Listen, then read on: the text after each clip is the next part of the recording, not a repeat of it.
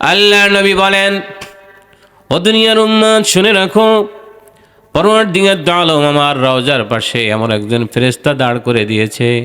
ওই ফেরেশতার সামাম শরীর দিয়ে কান দ্বারা আল্লাহ সৃষ্টি করেছেন।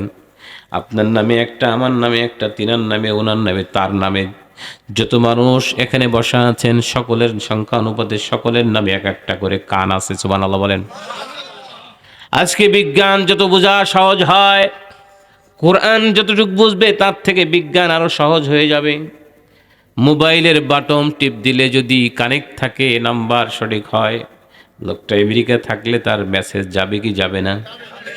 আজকে যদি রওজা শরীফের সাথে ভালো সম্পর্ক আপনার থাকে, এখানে বসে সালাম দিলে আল্লাহ নবী সালামের জবাব দেয়, আপনি যেখানে থাকবেন সেখানে শুনতে পাবে। রহমাতের নবী দুনিয়ার উম্মতকে ডাক দেয়, বলে আমার উম্মতেরা শোনো, পৃথিবীর যে স্থান থেকে যেই জায়গায় বসে তোমরা আমার মহাব্বতে দুরূদ পাঠ করো, একজন ফেরেশতার কানে ওই আওয়াজ পৌঁছে যায়। ওই ছিদ্রওয়ালা কানওয়ালা ফেরেশতা আমাকে ডেকে বলে, ইয়া রাসূলুল্লাহ, হাবিবাল্লাহ, আব্দুল করিমের ছেলে বিইসমি আবিহি, বিইসমি ফুলান ইবনে ফুলান, বিইসমি আবিহি, কি বলছে? আহা, ইয়া রাসূলুল্লাহ, ইয়া হাবিবাল্লাহ, হুজুর, ওই বানেশ্বরদী দক্ষিণ পাড়া মসজিদ সংলগ্ন মাঠের ভিতরে বসে আপনার মহাব্বতে আব্দুল করিমের সন্তান আব্দুর রহিম আপনার পরে সালাম দরুদ পাঠ করেছে। বলেন না সুবহানাল্লাহ। আল্লাহ নবী রওজা শরীফ থেকে সঙ্গে সঙ্গে আপনার সালামের জবাব পৌঁছাইয়া দেয়। কান না থাকার কারণে আমরা শুনি না, অথবা কান আছে কানের ভিতরে খোশ পড়ে আছে, ঠিক না? কারণ হারামের আওয়াজ 24 ঘন্টা, খারাপ শব্দ, গানের শব্দ, ডিজে পার্টির আওয়াজ কানের ভিতরে ঢোকার কারণে এমন ময়লা পড়ছে, আল্লাহ নবীর সালামের জবাব কান পর্যন্ত আসে, ঠিকই শুনতে পাওয়া যায় না। দক্ষিণবঙ্গের প্রখ্যাত দরবার মির্জাগঞ্জের একটি স্থানে ইয়ারউদ্দিন খলিফা নামে একজন ব্যক্তি ছিলেন, জবরদস্ত আল্লাহওয়ালা মানুষ। ভাতিজা এসেছে সালাম নিয়ে দোয়া নেওয়ার জন্যে। চাচা, আমি আল্লাহ নবীর রওজার পাশে যাচ্ছি মক্কা মদিনায়, আপনি দোয়া করেন। বাবা রাসূলের রওজার সামনে গিয়ে যখন দাঁড়াবে, আমার সালামটা রাসূলের কদমে আমার নাম ধরে পৌঁছে দিবে। বলেন না সুবহানাল্লাহ। একদিন, 2 দিন চলে গেল, 15-20 দিন। তৎকালীন সময় পানিবাহী জাহাজ ছাড়া যাওয়ার কোনো রাস্তা ছিল না। 6 মাস পরে যখন হঠাৎ করে উনি ওনার আর একটা ভাতিজার সাথে বাঁশের চটা বের করতেছিলেন, ইন দি মিন টাইমে ভাতিজা নিজ কানে শুনতে পায়, ওয়া আলাইকা ওয়া আলাইহিমুস সালাম।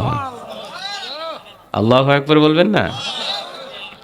ভাতিজা ডানে নজর করে, বামে নজর করে, সামনে নজর করে, উপরে নজর করে, সালাম পরিবর্তে জবাব কেন আসলো? কে সালাম না দিয়ে জবাব দিয়ে দিল? সুবহানাল্লাহ বলেন।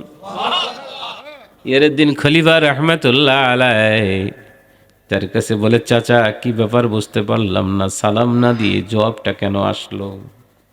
কে সালামের জবাব দিল? ইয়ারউদ্দিন খলিফা রহমাতুল্লাহ আলাইহি বলে, ভাতিজা তুমি কি নিজ কানে শুনেছো? কহা আল্লাহু আকবার কোন।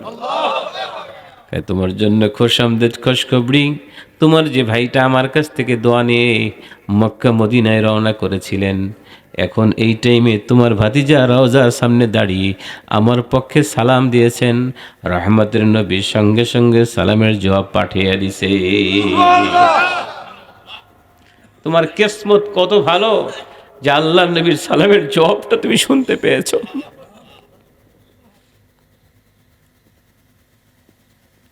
এই জন্য বন্ধুরে, রাসূলের মহব্বতে দুরুদ সালাম দরকার আছে কি নাই?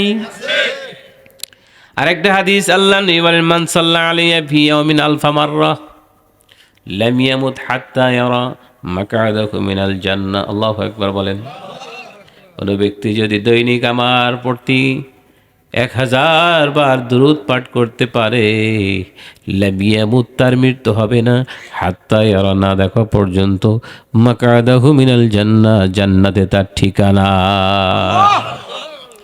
দৈনিক যদি কোনো ব্যক্তি আল্লাহর নবীর উপরে 1000 বার দুরূদ শরীফ পাঠ করতে পারে, লাম ইয়ামুত, তার মৃত্যু হবে না, মাকআদাহু মিনাল জান্নাহ, যত সময় পর্যন্ত সে তার নিজের ঠিকানা না দেখে সে জান্নাতে। বলেন না সুবহানাল্লাহ।